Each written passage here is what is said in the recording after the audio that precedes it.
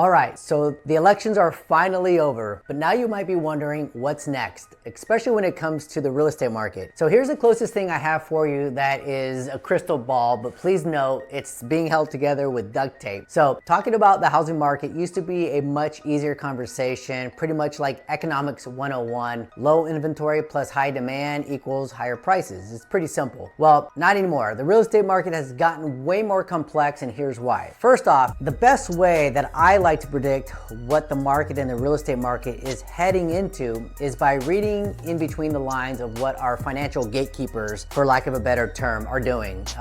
Call them what you will, monetary architects, the banking elites of the world. So what did I just see happen? Let's start off with the Federal Reserve. They recently dropped their base rate by 0.25%. So normally that's great news because banks and lenders usually follow suit and lower their mortgage rates, right? Like the banks, like the Wells Fargo's or the Golden Ones. But this time they didn't, and that's raising my eyebrows, so I'm looking into that. Why didn't the lenders drop their rates when the feds did? So here's what I think is happening. Banks are hedging against some sort of inflation. In other words, they're playing it safe. If inflation goes up and the prices for gas and groceries and all these other materials, housing materials included, if they go up, then the value of the money, the value of the dollar goes down. So if a bank gives you a loan at a super low rate today, but inflation spikes tomorrow, they're losing money because the dollar you're paying them back with are worth less. Not worthless, but worth less.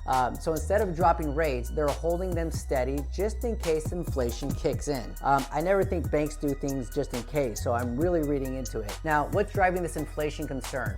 A lot of people are pointing to the possible policies coming out of the new Trump administration, specifically tariffs. So what are tariffs? What's a tariff? Think of it like a tax the US puts on goods imported from other countries. So for example, say a manufacturer in China makes a product and ships it here in the US. Then we add a tariff. That manufacturer isn't just going to eat that extra cost.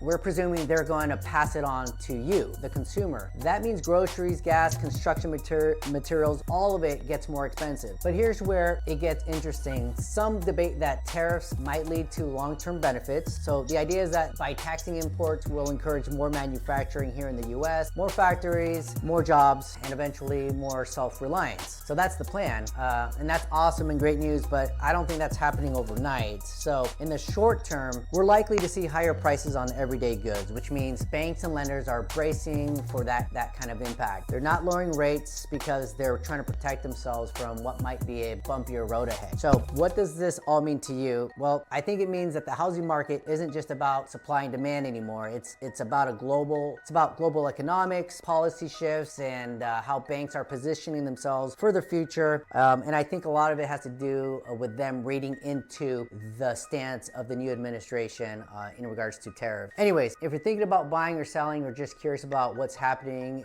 in the real estate market and why it's more important than ever to have someone who's paying attention to all these moving parts, that's where I come in. My name is Pablo Salazar, broker associate.